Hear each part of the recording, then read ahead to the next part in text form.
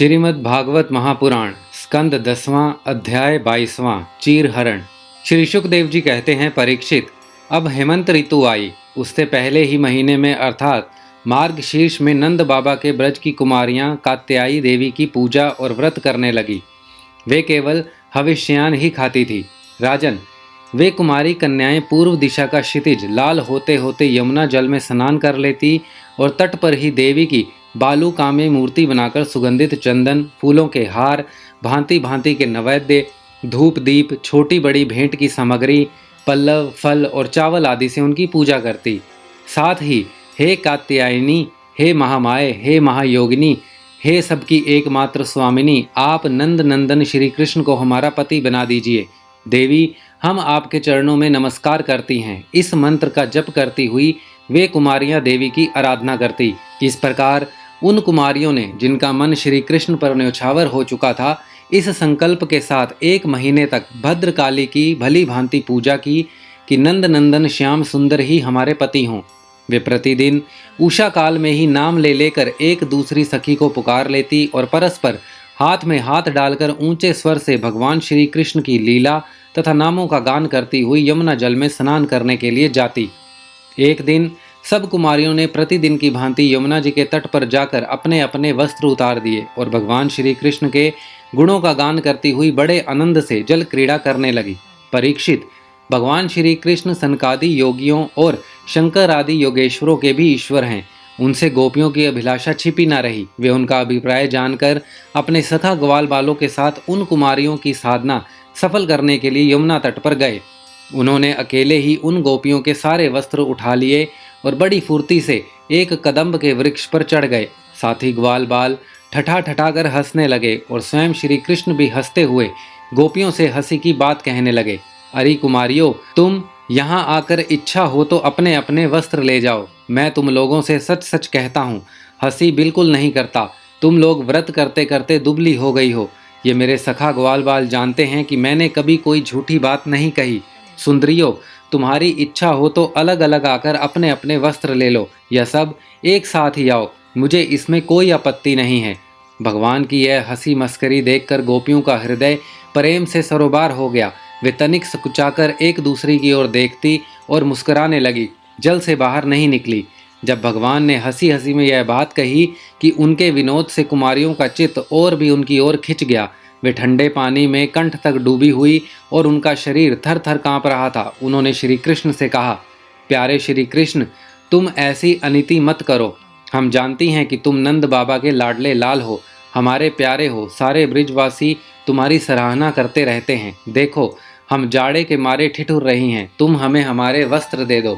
प्यारे श्याम सुंदर, हम तुम्हारी दासी हैं। तुम जो कुछ कहोगे उसे हम करने को तैयार हैं। तुम तो धर्म का मर्म भली भांति जानते हो। हमें कष्ट मत दो, हमारे वस्त्र हमें दे दो, नहीं तो हम जाकर नंद बाबा से कह देंगी।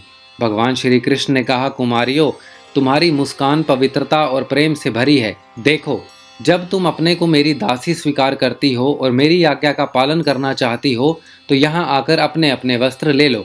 परीक्षित, वे कुमारियां ठंड से ठिठुर रही थी, कांप रही थी। भगवान की ऐसी बात सुनकर वे अपने दोनों हाथों से गुप्त अंगों को छिपाकर यमुना जी से बाहर निकली। उस समय ठंड उन्हें बहुत ही सता रही थी।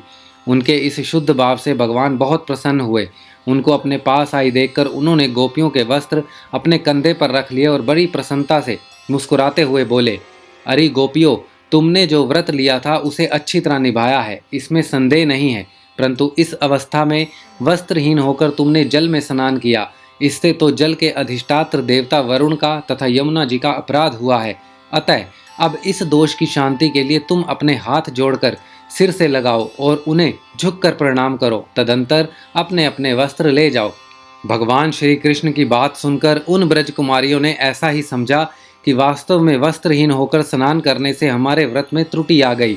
अतः उसकी निर्विघ्न पूर्ति के लिए उन्होंने समस्त कर्मों के साक्षी श्री कृष्ण को नमस्कार किया, क्योंकि उन्हें नमस्कार करने से ही सारी त्रुटियों और अपराधों का मार्जन हो जाता है। जब यशोदानंदन भगवान श्री कृष्ण ने देखा कि सब की सब कुमारियां मेरी आज्ञा के अनुसार प्रणाम कर रही हैं, तब वे बहुत प्रसन्न हुए। उनके हृदय में करुणा उमड़ आई और उन्होंने उनके वस्त्र दे दिए। प्रिय परीक्षित, श्री कृष्ण ने कुमारियों से छल भरी बातें की, उनका लज्जा संकोच छुड़ाया। हंसी की और उन्हें कंठ पुतलियों के समान नचाया, यहाँ तक कि उनके वस्त्र तक हर लिए। फिर भी वे उनसे रुष्ट नहीं हुई। उनकी इन चेष्टाओं को दोष नहीं माना, बल्कि अपने प्रियतम के संग से वे और भी प्रसन्न हुई। परीक्षित, गोपियों ने अपने अपने वस्त्र पहन लिए, परंतु श्री कृष्ण ने उनके चित्त को इस प्रकार अपने वश में कर रखा था कि वे वहां से एक पग भी न चल सकी। अपने प्रियतम के समागम के लिए सज कर वे उन्हीं की ओर लजीली चितवन से निहारती रही। भगवान श्री कृष्ण ने देखा कि उन कुमारियों ने उनके चरण कमलों के स्पर्श की कामना से ही व्रत धारण किया है और उनके जीवन का यही एकमात्र संकल्प है। तब गोपियों के प्रेम के अधीन होकर उखल तक में बंध जाने वाले भगवान ने उनसे कहा, मेरी परम प्रियसी कुमारियों, मैं तुम्हारा यह संकल्प जानता हूँ कि तुम मेरी पूजा करना चाहती हो। मैं तुम्हारी इस अभिलाषा का अनुमोदन करता हूँ। तुम्हारा यह संकल्प सत्य होगा, तुम मेरी पूजा कर सकोगी। जिन्होंने अपना मन और प्राण मुझे समर्पित कर रखा है, उनकी कामनाएं उन्हें सांसारिक भोगों की ओर ले जाने में समर्थ नहीं होती।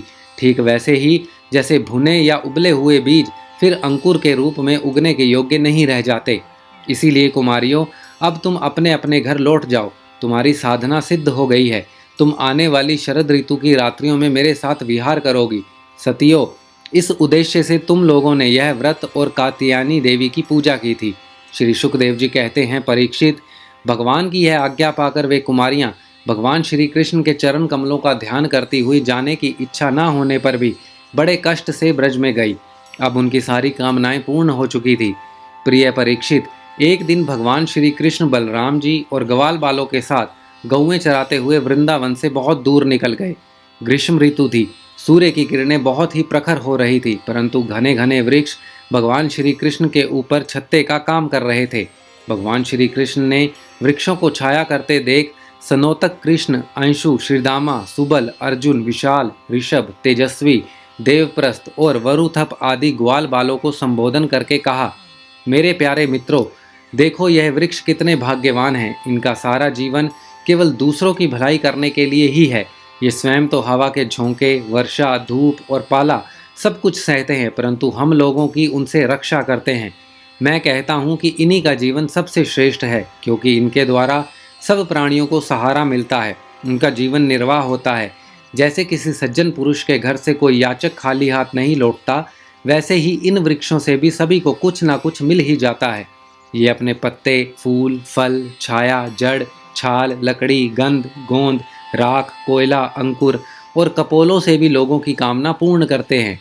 मेरे प्यारे मित्रों, संसार में प्राणी तो बहुत हैं, परंतु उनके जीवन की सफलता इतने में ही है कि जहाँ तक हो सके अपने धन से, विवेक विचार से, वाणी से और प्राणों से भी ऐसे ही कर्म किए जाएं जिनसे दूसरों की भलाई हो।